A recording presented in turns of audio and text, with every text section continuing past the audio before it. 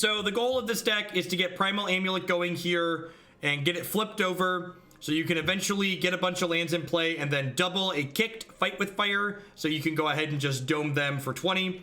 We also have Murmuring Mystic to combine with all of our spells from when we don't have a Primal Amulet come together. We also have Goblin Electromancer to make everything a little bit cheaper. Snowy Field, thank you for the 3-month resub. I appreciate that. Welcome. Thanks for keeping me employed here this month with that. Let's, without further ado, let's dive into a couple of matches here with the Blue-Red Amulet deck. I think I updated the deck. Yeah, there's a Blue-Red deck that's been doing well, that did well at the European Grand Prix. That was the Blue-Red Phoenix deck. I believe a copy also top-8'd the GP in New Jersey. But we've been seeing different various Blue-Red decks pop up and be successful, although I'm not sure we've seen Primal Amulet necessarily be a staple.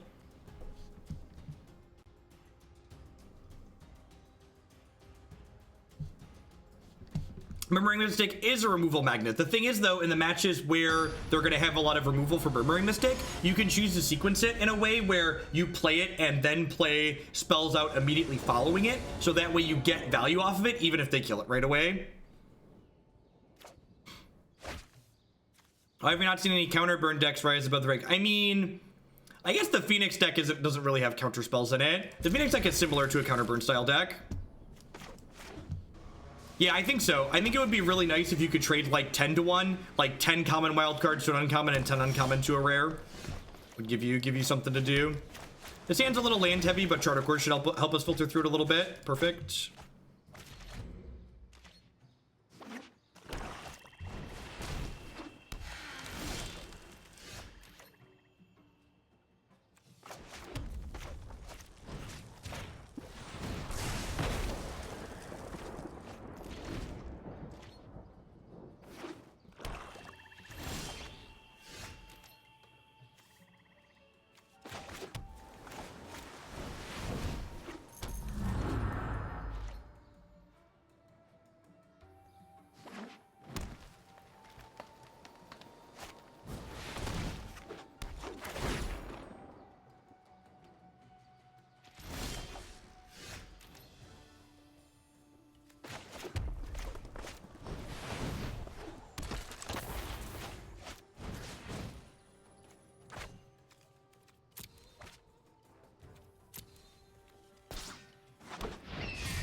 So again, Primal Amulet here, making all my spells cheaper, and eventually it flips over and starts doubling my spells.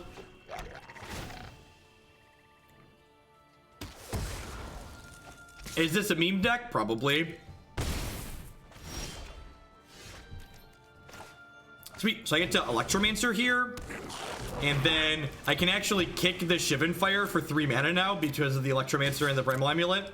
So we'll use that to clear the Fine Broker out here. I don't think they'd ever give you 5 for 1. I think 5 for 1 is unrealistic to expect. I think they give you 1 for 1 at some point.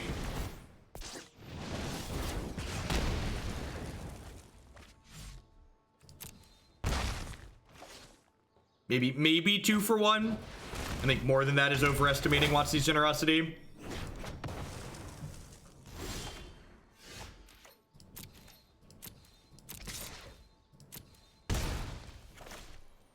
Yeah, a 2 to 1 downshift, 10 to 1 upshift, I think is a very reasonable ratio.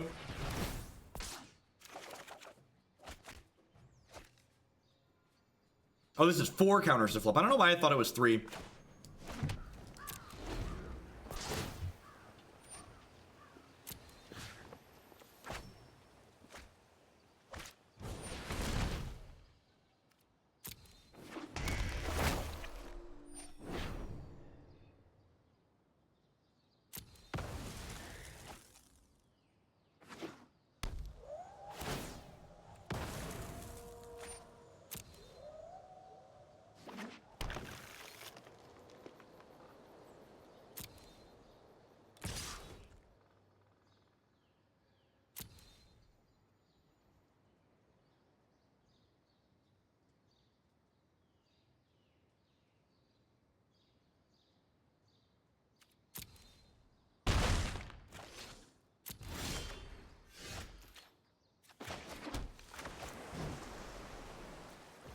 So obviously I'm unique in my whale status here with how much money I've given Wizards of the Coast, but people that are talking about, I know there's a rare wildcard bottleneck when you're acquiring all of your rare land, and I definitely experienced that as well. But once you have all the rare wildcards, the last two times I've purchased more money for things is because I needed mythics. So mythics, once you have all the rare lands in your decks, you stop bottlenecking on rares. In fact, if you look at my wild cards in my collection right now, I have like 11 mythics and like 50 rares or something like that. Do I just like double strike their dome here? I probably just want to use this to stay alive, right? Probably just want to use this to stay alive, like kill their threats.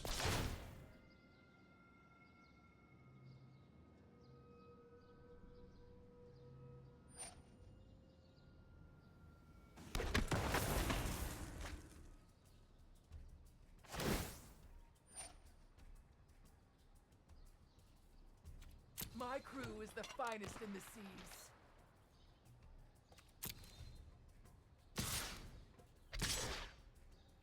We're actually just like a fight with fire away from killing them here, right? How much of a donation for some 4-player EDH with provided deck list? Probably pretty significant.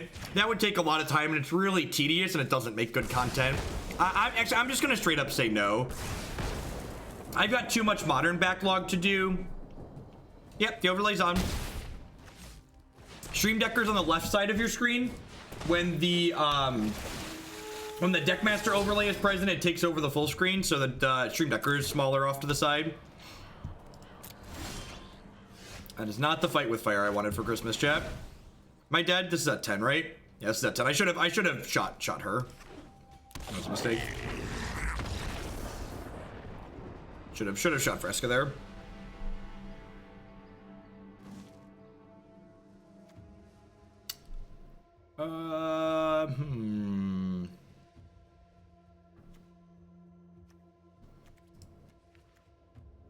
There's no strokes in this sideboard. That's probably a mistake.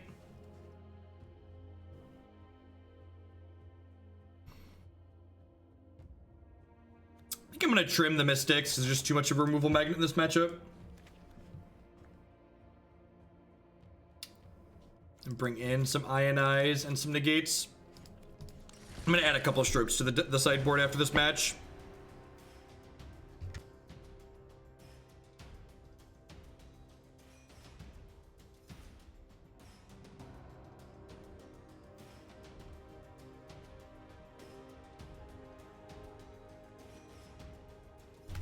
Peace, Avocado. Have a good one. Thanks for dropping in. Thanks everybody for dropping in. Still floating around 2,000 people, which is awesome.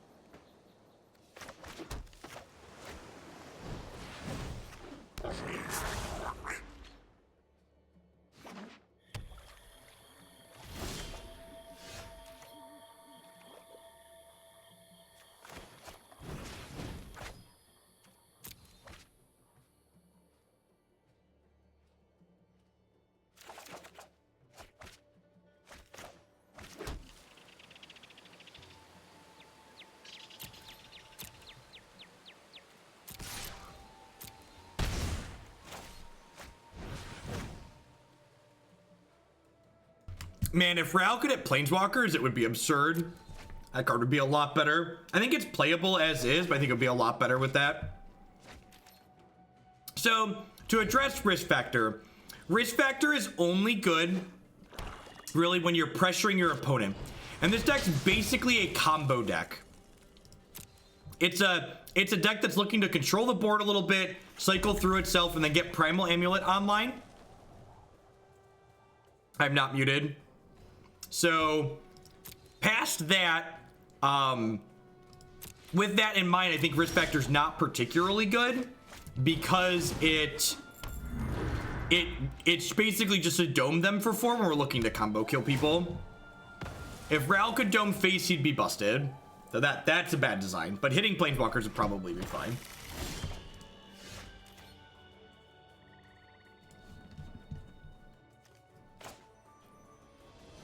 Well, this already makes things cheaper. I'm gonna start with this and then Chemister's Insight for 2. It's just good clean live in.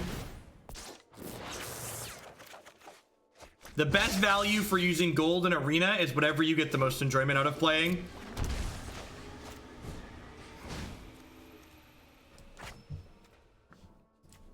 I'm actually gonna hold on to the extra Fight with Fire here, because there's a chance they kill my Primal Amulet at some point. And then I would prefer to have a backup fight so I can just like kick fight over 2 turns.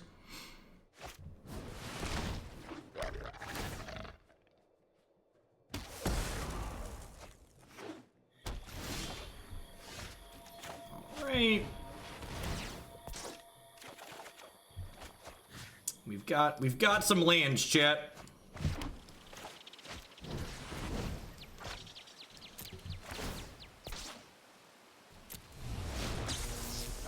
On the flip side,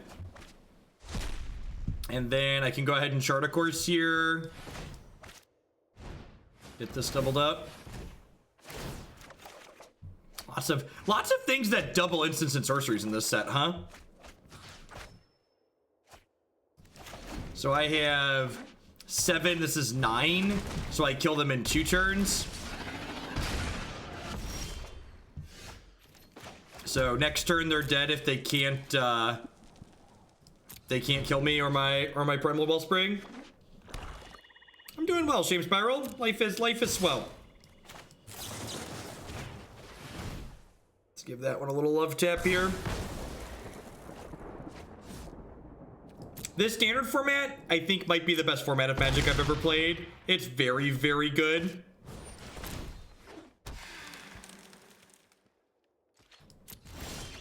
It's like there's the number of playable combo decks that exist in this format that are just like reasonable and not obnoxious is just like so crazy.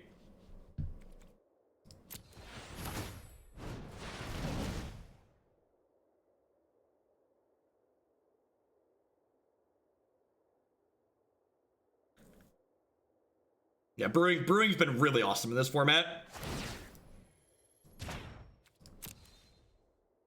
All right, Hadouken you.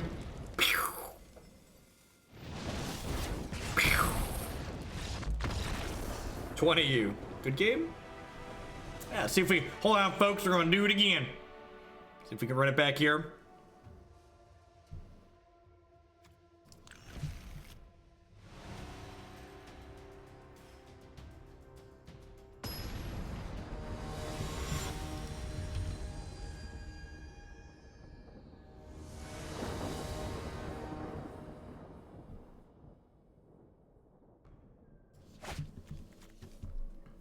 Sand seems fine.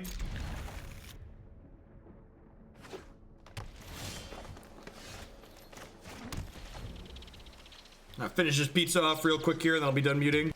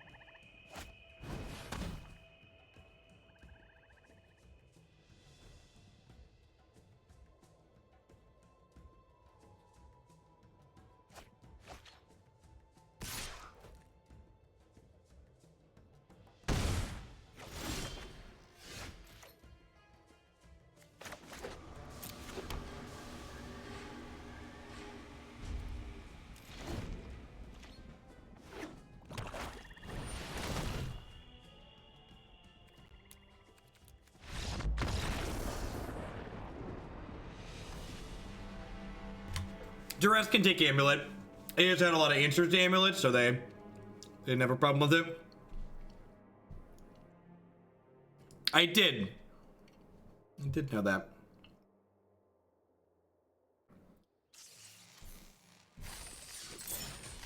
Oh gosh, I should have attacked with one more creature. We get our quest for our 500 gold, chat. All the gold. Playing this deck and having played against the blue-red Phoenix deck a bunch, I feel like this is probably just a worse version of the blue-red Phoenix deck. It's doing similar things, but instead of just like having creatures that are individually reasonable or powerful, it's trying to lean into this Primal Amulet thing that's very fragile. I did want to add strokes to the board. I think we've gone too far. We cannot cancel.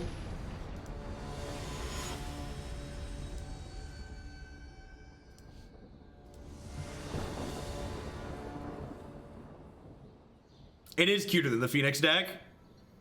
It's very good, Berluski. It's one of the things alone that makes this arena so much more popular than Magic Online.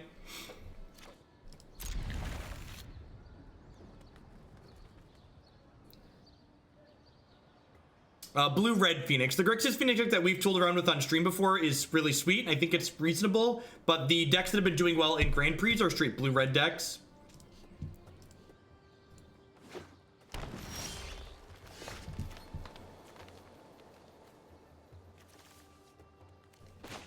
I'm gonna play basic Mountain on one because they play a 2-drop. I might Shivan Fire it.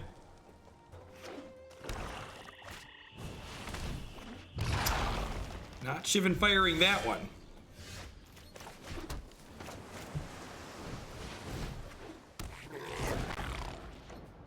I really do perfect wall. Not having to set money on fire to just play Magic is great. Like I already have my cards. Can't I just play?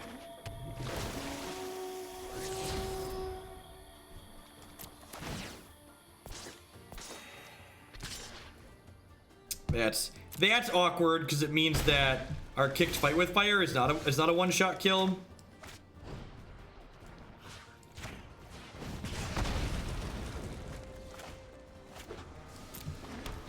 Yeah, the consistency of how long I can play decks for is really nice on Magic Arena too. Because like on Magic Online, sometimes leagues are, 40 minutes and sometimes they're 2.5 hours. There's just like no consistency between it. Whereas here, because I'm not locked into playing X matches, I can play as long or as short as I want. Okay, they have a Chupacabra here. If this doesn't die on the spot, it should do a lot of work for us here.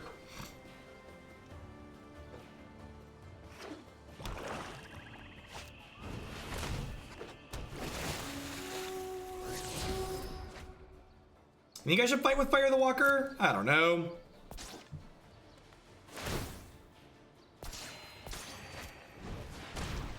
Like, I guess they're gaining a lot of life here, but I'm gonna be able to just like have infinite chump blockers here in a second. Like, if we hit an untapped land here, I get to go second Mystic into Lightning Strike.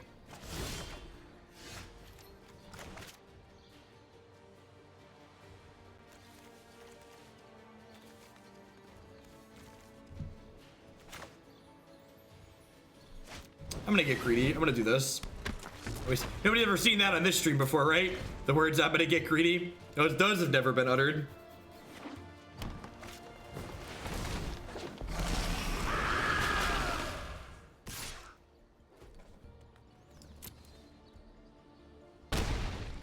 Greed is good. Well, hello there. Thank you for the support. I appreciate it. Well, I do. So I think I just passed here, right?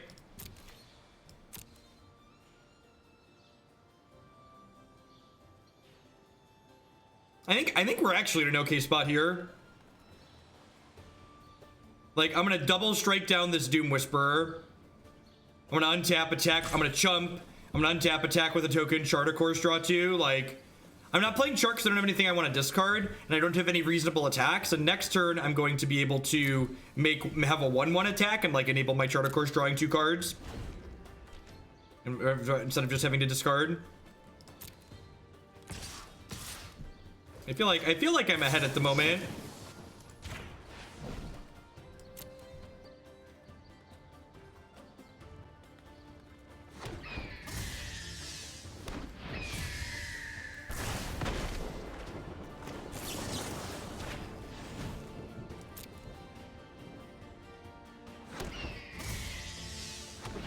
Worth noting, my opponent didn't play their Seeker's Wire pre-combat, which implies that they might have some kind of 6-drop.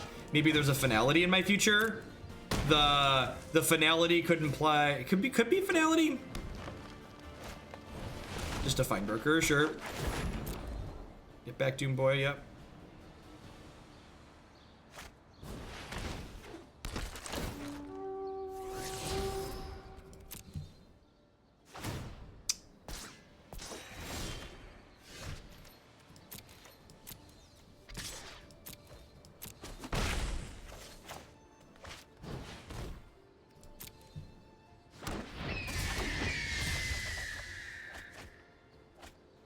Huh.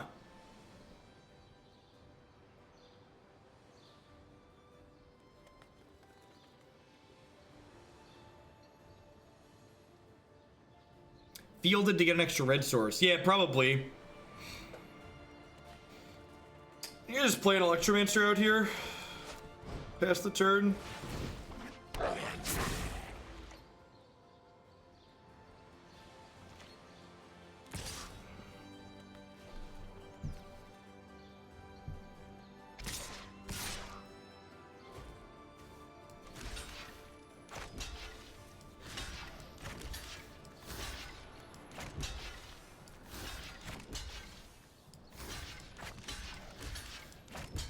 Can do this. Seems reasonable. I guess I can also do this. That seems okay for me. Yeah. It's like they're gonna eat an Electromancer and 3 birds. I'm gonna lose 4 birds. They'll lose both Fine Brokers. No, I know both the cards in their hand. They've been at Reaper Doom Whisperer. Seems like they must have changed their mind on what they want to do there. Seems weird to like not play this out. Chemister's Insight. Yep, this is a sorcery, right? Yep.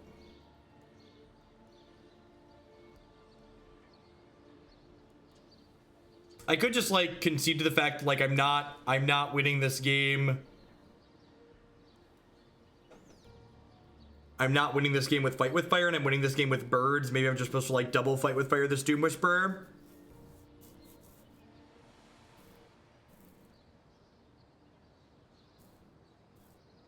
Yeah, I'm gonna start by attacking with the bird. I don't think I need it back on defense if I'm double Fight with Firing here anyways. And if they block, I can single Fight with Fire, which would be nice.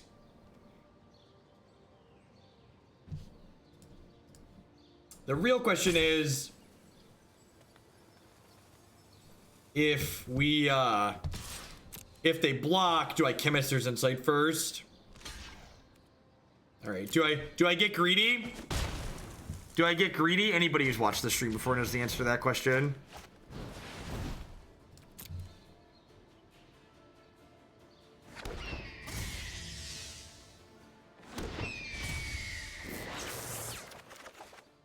Ding. I think that's correct there. I think the play to win line is just hit my land drops. I need lands to win the game.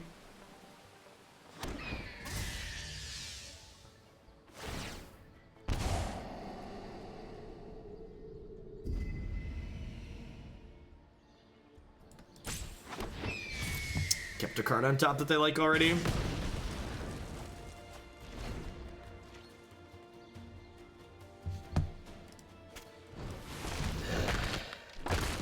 Yep.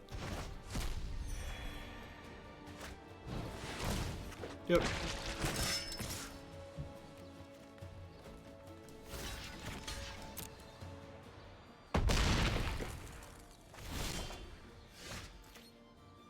It's a lot of Mystics, chat.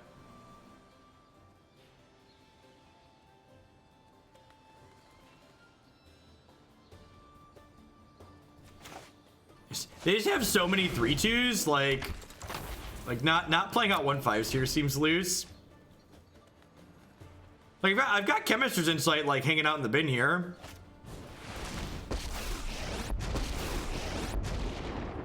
Let's tear this. Would you like to see balance comes? Thank you for great hours of enjoyment and relaxation. Red Fox MD, thank you for the 3-month resub. I appreciate that. Welcome back.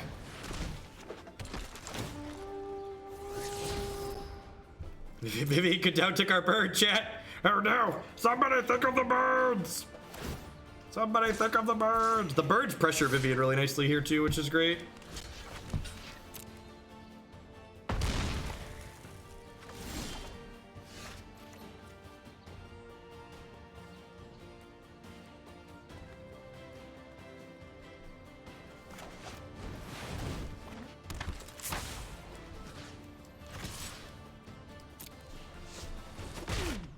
Okay, so you've got claws.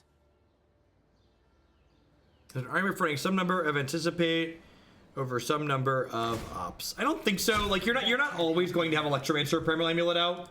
So like, and when you have those cards out, you're already kind of ahead. Oh, they get to shoot both my birds here. Am I dead? Did I leave myself dead on board? I left myself dead on board, didn't I? Mistakes were made.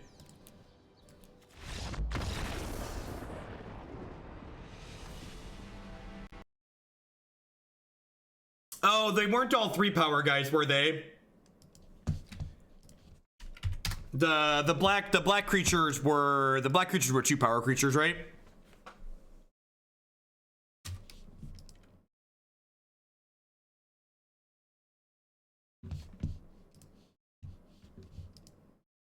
Listen, I wanted to save myself a blocking step. Yep. There were 2 3s. I don't think we were 0% to win from there. And we would have thrown the Electromancer under the thing, and we would have blocked some 3s, and we'd have gone to 2 or 1.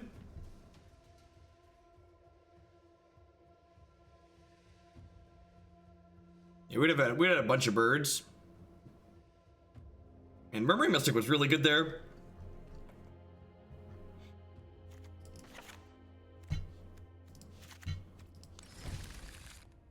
Awesome. Arena's a lot of fun.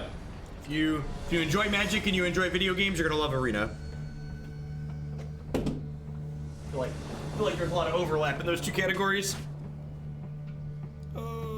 Sure.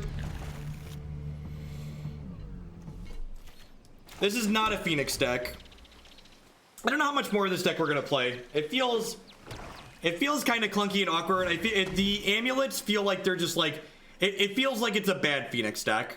The green black deck between Vivian and Vraska and Assassin's Trophy, like there's so many ways for this best deck in the format to interact with it that like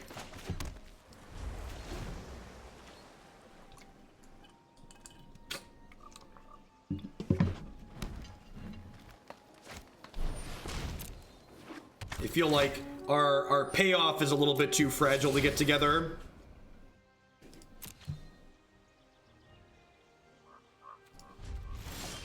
No, to be fair, they said cheapest. Your credit card's the fastest way. It's definitely not the cheapest way. That's true. Your time is worth more money than grinding.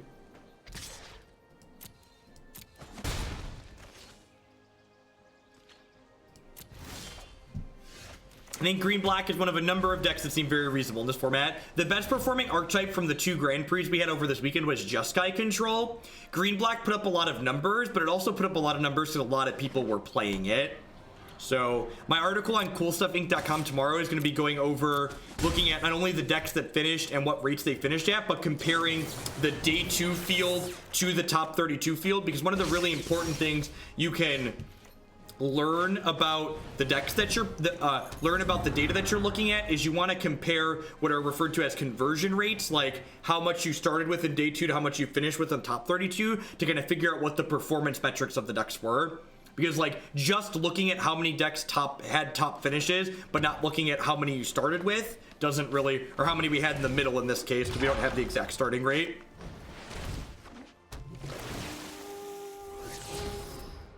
So would a good counter be blue-black operative? I think blue-black operative is just like a genuinely good deck. I think it has legs against a lot of things in the format.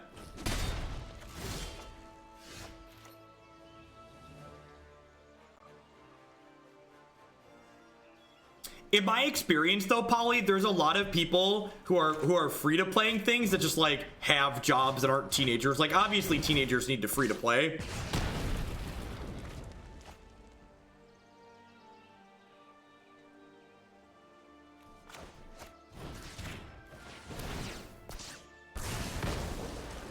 If you do not find the grind tedious, then you can and should free to play.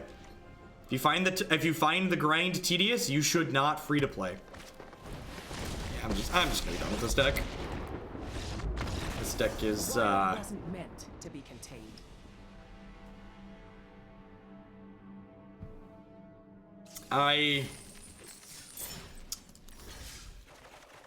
This deck's clunky and awkward. It's doing a lot of similar things to the Blue-Red Phoenix deck without the really big power level that you get by playing the Drakes in that deck. And it just doesn't feel particularly good. Your Primal Amulets are just too susceptible. There's too much artifact hate, there's too much enchantment hate in the format, and like your backup plan when you don't have Primal Amulet going isn't powerful enough to make up for all the times where you're not going to have it, or you're going to have it and it's going to die.